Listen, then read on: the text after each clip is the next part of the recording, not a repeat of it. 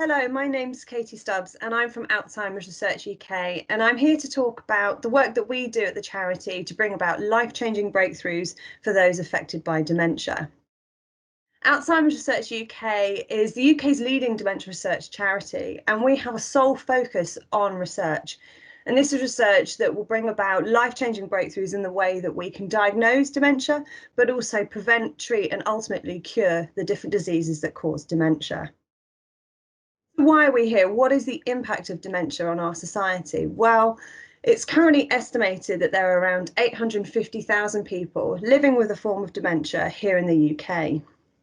But on a personal level, that actually comes down to about 1 in 2 of us, so half of us know somebody affected by the condition. If we think of it in an economic sense, it's been estimated that dementia costs the UK economy about £26 billion a year. And that number is not really a medical cost, it's a cost that's borne out through care. So through people being in formal care homes or having carers visit them, but also through people changing their work patterns to take care of loved ones and the impact that has on the economy. And this 26 billion is actually bigger than the combined cost of cancer and heart disease. And so it really puts it into perspective, just the challenge we're facing with dementia. However, if we then compare dementia with other research areas such as cancer, we can see that there's 6 times more spent on cancer research than on dementia research. And that's not to say that that money shouldn't be spent on cancer research, but actually to show what success could look like. So over the past 30 years, huge increases in investment in cancer research have brought about huge changes in how we can treat those conditions. So survival for cancer has doubled. We have much improved treatment options and diagnostic methods. And it's those huge successes that we want to see for dementia. I think one of the questions that I get asked the most is, what is dementia? Is it different to Alzheimer's disease? Do those 2 words mean the same thing? And I think that's because sometimes, certainly in the media and in other places, dementia and Alzheimer's are used interchangeably. But actually there are some key differences between what those words mean. So you can think of dementia like an umbrella term. It describes a range of symptoms. These can include problems with memory, people becoming a bit confused, changes in personality, people might experience hallucinations, they might have changes in their speech. There's a huge range of symptoms that dementia can cause. But what's driving those symptoms are different diseases, of which Alzheimer's is the most common. So on this pie chart here, you can see this large orange chunk is Alzheimer's disease. About 65% of people with dementia are thought to have Alzheimer's disease, but there are other forms as well.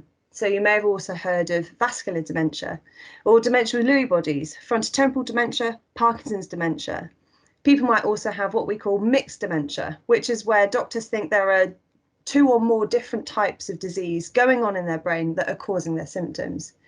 And there are subcategories of these types of dementia and other really rarer dementias as well. So there's lots of different types that you might have heard of, but Alzheimer's is the most common, and so it's the one we often hear about. And what's happening in the brain in dementia is something the researchers are understanding more and more each day. So we know that dementia and the symptoms are caused by physical changes in the brain. So normally our nerve cells, they're functioning, they're firing messages, and they're built up of building blocks called proteins. And what happens in dementia is that these protein building blocks start to go wrong. They start to cause damage within the nerve cells in the brain. And over time, those nerve cells start to die. And this is what drives the appearance of symptoms. As nerve cells in the brain die, they're not replaced. Our brain doesn't have the ability to replace nerve cells like other parts of our body. And what this means is that over time, the brain starts to get smaller. So the picture of the brain, you can see a healthy brain versus a brain of somebody who has advanced Alzheimer's. And you can see there's real change in the size and the structure of the brain due to the Alzheimer's disease this person has. And we know from studying people's brains that the weight of a brain of somebody with Alzheimer's disease weighs about 140 grams less than the brain of a healthy person of a similar age. And 140 grams is roughly the weight of your average orange. And so you may have seen one of our campaigns called Share the Orange, where we talk about the brain changes that happen in dementia and use an orange as a nice way to capture that message. So we know that there are brain changes and that they happen over time and that they're linked with symptoms. And we now understand that those brain changes begin And then a few years later, symptoms start to emerge. And we diagnose people at the moment when we can see those symptoms. But as you can see from this graph, by the point somebody gets a diagnosis, there's already been quite a lot of change within their brain. And actually, trying to treat somebody at this point might be a little bit too late if you're trying to slow down those brain changes. So at the moment, the drugs we have, they help with symptoms, they try to improve people's quality of life, but they're not able to change that orange curve, those brain changes that are taking place, the biology of the disease. And so this really is what research is trying to change. So if this is the picture now, what we hope the future looks like is going to be delivered through research.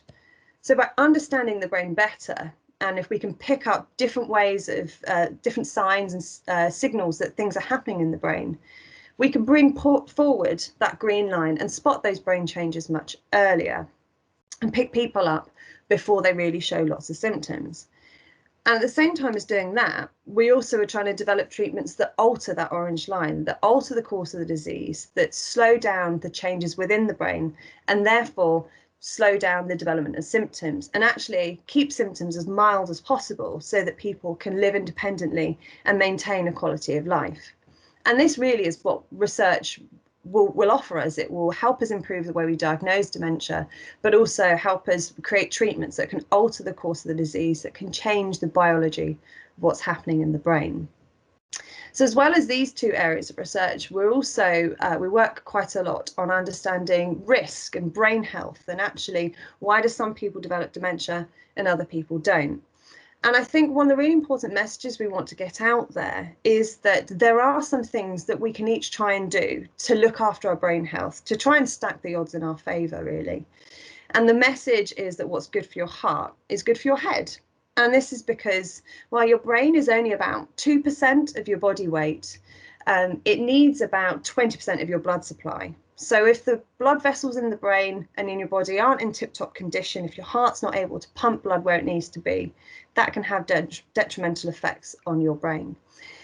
And so a lot of the messages that we know really well about heart health are actually applicable for brain health as well. And so understanding that there are some things in your control you can do can be quite empowering and mean that you can try and look after your brain health.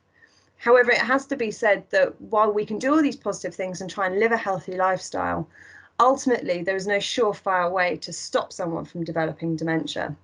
And so while it's a good thing to do to stack the odds in your favour, we know of lots of people who have done this and still develop dementia, which is why we need to also work on diagnosis and treatment and kind of work in these areas all at once. And so that is what we at the charity do. We fund research, we fund scientists in labs and doctors in clinics that are trying to understand some key questions and use the knowledge they gain about the brain to improve diagnosis, to reduce people's risk, and to create new treatments for dementia. So as I said, we're trying to understand what is happening in the brain, what changes, why do things change, what's the sequence of events that leads to those changes. And by understanding that, then we can try and pick up the earliest signs of change, and we can try and make diagnosis more accurate as well. If we can understand why some people develop dementia and other people don't, we can then try and reduce everyone's risk. Are there things we can do in our lifestyle, or actually are there things in our genes? And so trying to understand that can indicate possible treatment strategies as well.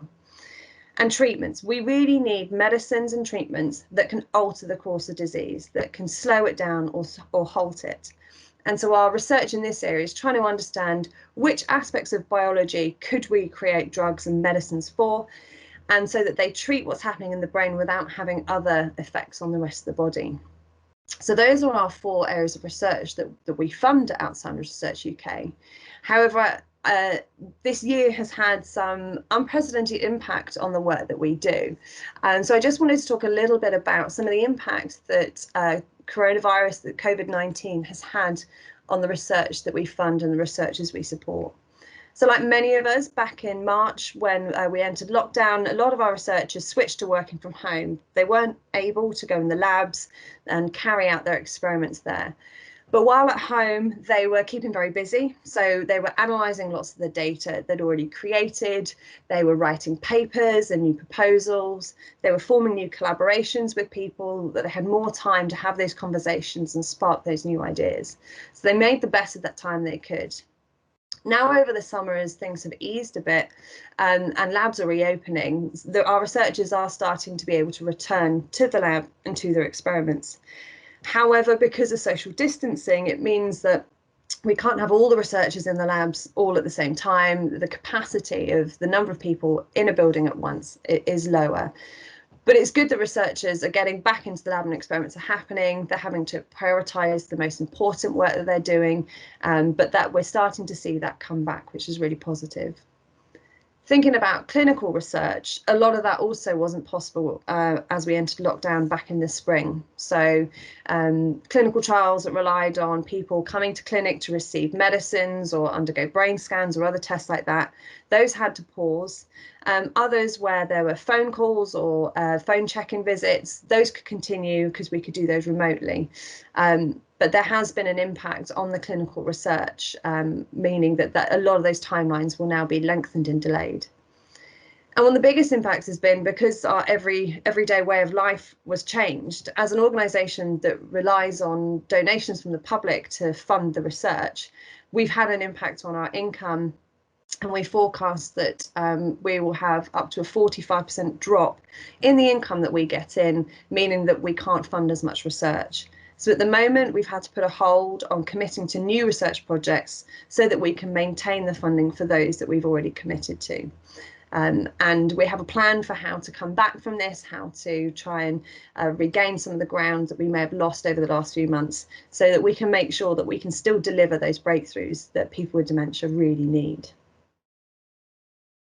And outside of the research that we fund, as a charity, there's some other areas of work that we're involved with. And a real key one is improving public understanding of dementia.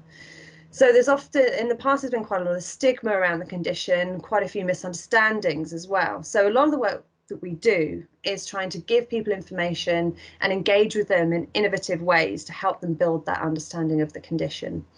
So a lot of that is through the media. So we have a press team who try and get our spokespeople onto the news and on the radio, and work with journalists to get comments and expert opinions into news coverage of research stories.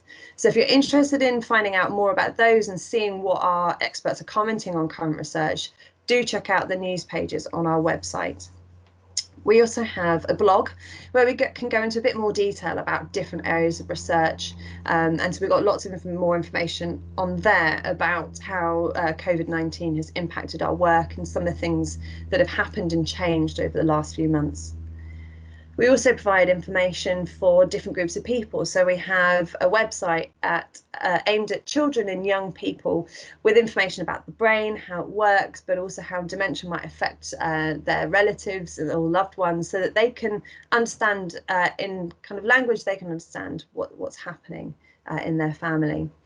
We've also done various different campaigns. So you can see Samuel L. Jackson here holding an orange. This was our Share the Orange campaign I mentioned a little earlier, trying to grab that kind of widespread attention on dementia, the importance of research, and how through research we can try and stop this loss of brain cells and improve people's quality of life who are living with dementia. Also got a range of videos and social media. So if you're active online, do check out our website, have a look at our social media channels as well, to keep up with what we're doing and some of the projects that we've got going on to try and improve people's understanding of dementia. Another important strand of this work is providing health information and answering questions and getting people involved in research studies. So we have a support team called the Dementia Research Info Line, and they're on the phone and on email as well, Monday to Friday, 9 till 5. And they can answer questions about dementia research, but they can also signpost to other organisations. So as a research charity, we don't provide care services, but we can signpost towards other organisations that might be able to have answers or information on that sort of support.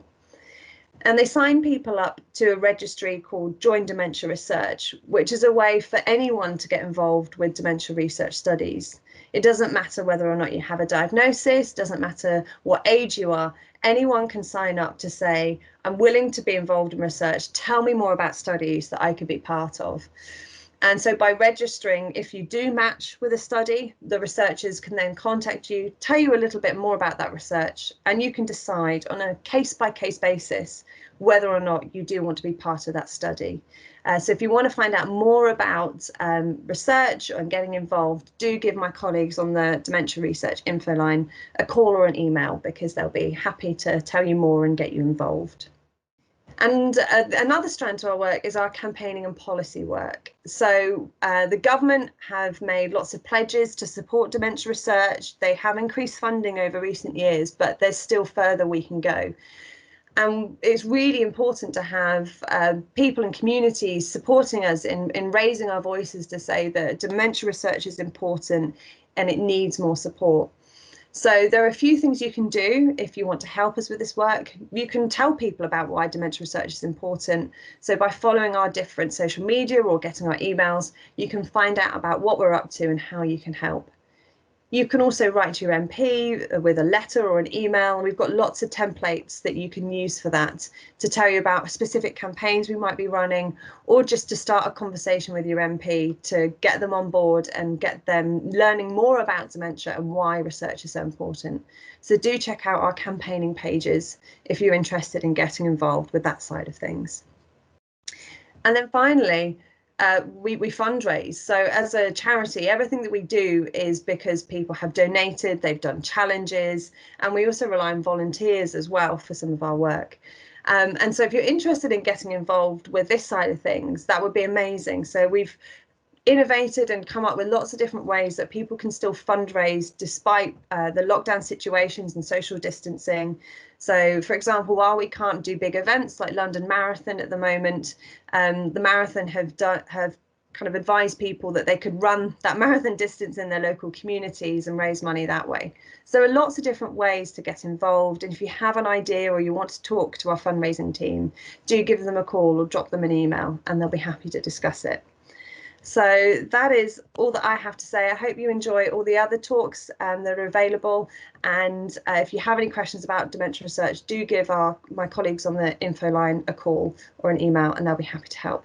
Thank you very much for listening.